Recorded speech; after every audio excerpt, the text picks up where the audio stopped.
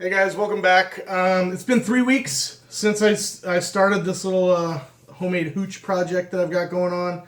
This is the first one that I think is done. The other one still has some carbonation to it, which means it's still producing CO2, which means it's still producing alcohol. So I'm going to go ahead and let that one finish fermenting.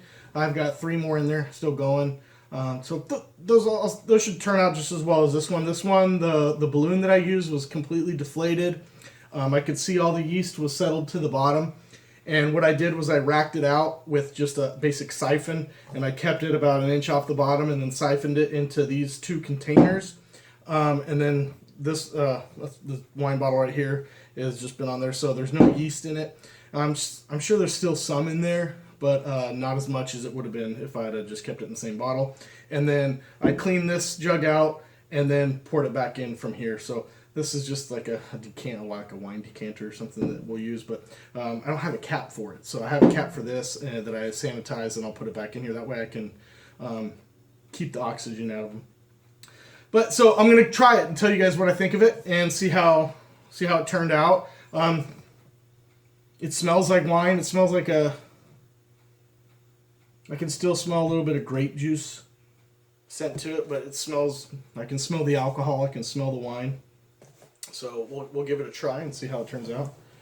Nothing but class here in MD's house, the old mason jar. But yeah, why not? So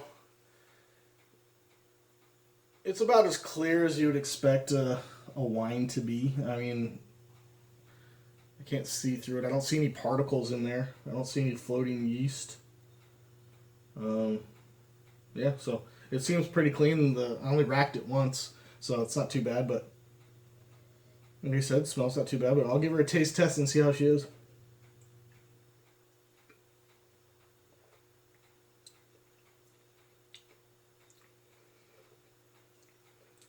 That's strange.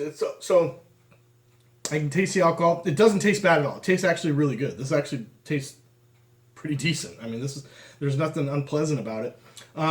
You know that feeling when you get when you have a real dry wine on your tongue, that the dryness. I get that, but it's also sweet, which is really weird. It's still sweet, but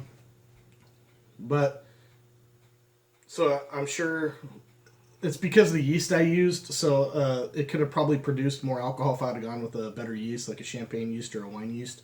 But like I used just a regular bread yeast, so it probably didn't produce as much alcohol as it was capable of with the amount of sugar that I put in. But like I said, it's still sweet, but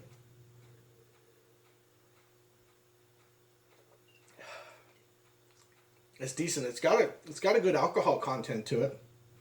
That's that's on par with, I'd say, a wine's alcohol content. But that's actually really good. Holy crap! I'm very surprised. That's a decent.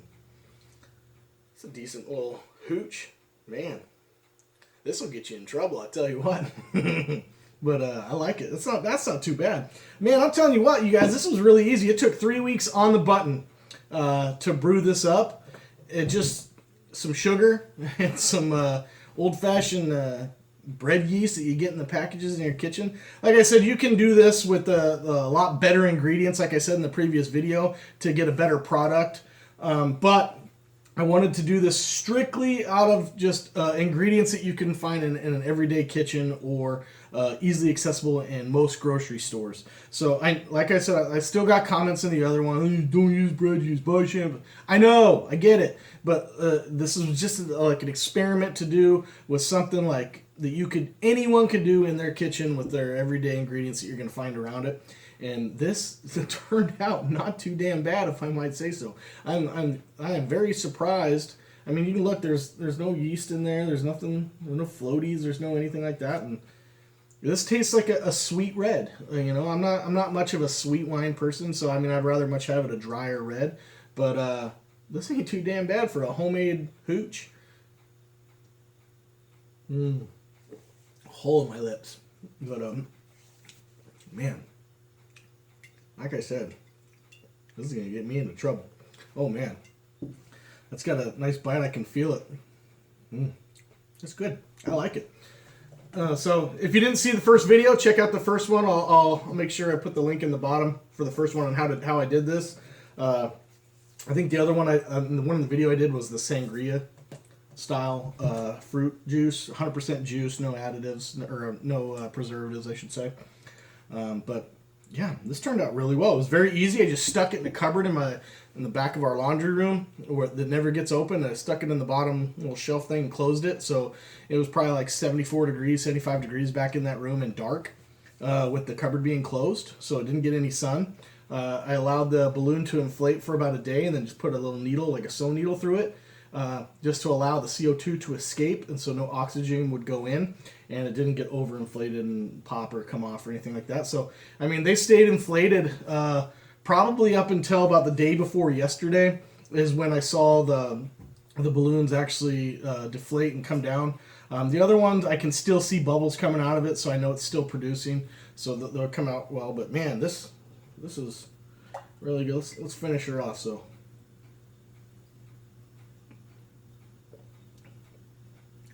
well, pretty good. We'll see if I die. So if I'm not here tomorrow, you guys know, don't do this, but this is pretty. This turned out pretty decent.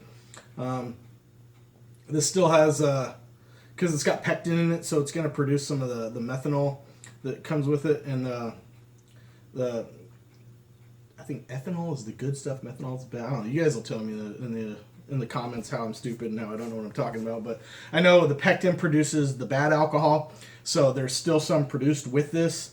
And with champagne yeast and stuff, it kind of inhibits the growth of that type of alcohol, so it's bad. So if you drink a lot of this, you're going to get a real bad hangover, like pretty nasty, because it's got the bad alcohol in it. But if you use the correct types of yeast, I think it inhibits that type, so you're not going to get that type of the grossness to it. But what I am going to do with the apple juice, the one that I turned into an apple wine, is I'm going to turn that into Applejack. So what I'm going to do is it's called like a freeze distilling or jacking it. Aaron Nelson, shut up. You freeze the bottle of wine in a plastic jug after it's done distilling. After you're going to rack it and get all the yeast out of it, and then you're going to put it into a plastic jug and then freeze it into where a couple days in the deep freeze, and then you're just going to basically tilt it upside down into another container, and the alcohol doesn't freeze, so it's going to slowly basically distill itself out like a freeze distillation. So it's going to kind of drip out the alcohol, and some of the concentrates of the syrups and the sugars and stuff are going to drain out, and you're going to have like a pure, like a concentrated alcohol out of that. And you're going to come out, that's where the term jacked up comes from, is because you're going to have a lot of that, the bad alcohol in that too. So it's mainly for sipping and stuff. You don't want to get jacked up on that, because you will really have a bad day with that stuff. But I'm going to try that. That's going to be another video coming up soon. I'm waiting for that one. It's still producing, so that one should be fun. I want to see how that turns out, just to kind of do that. And I'm also going to do another one coming up, which is a rum wash, which is just molasses and brown sugar, and there's no pectin in that, so it's not going to produce any bad alcohol, so which will be kind of neat. And then you can actually freeze distill that one into a concentrate, and you don't have to worry about any of the bad stuff in there, because only pectin produces the methanol. I know that you still get like minuscule amounts of the bad alcohol when you do it that way, but it's not to the levels as this, so you don't have to really worry about those type of hangovers the next day from this type of stuff. But man, I'm telling you what, this is a huge success in my opinion. It turned out really well. I've got more of it in here, so this little container here and here, literally, let me see how much I've got left over in this, so I can show you how much wine I ended up with. Easily 2 bottles. So this was $1.99, and probably 25 cents for the yeast, maybe another 25 cents for the sugar. So we're talking $3,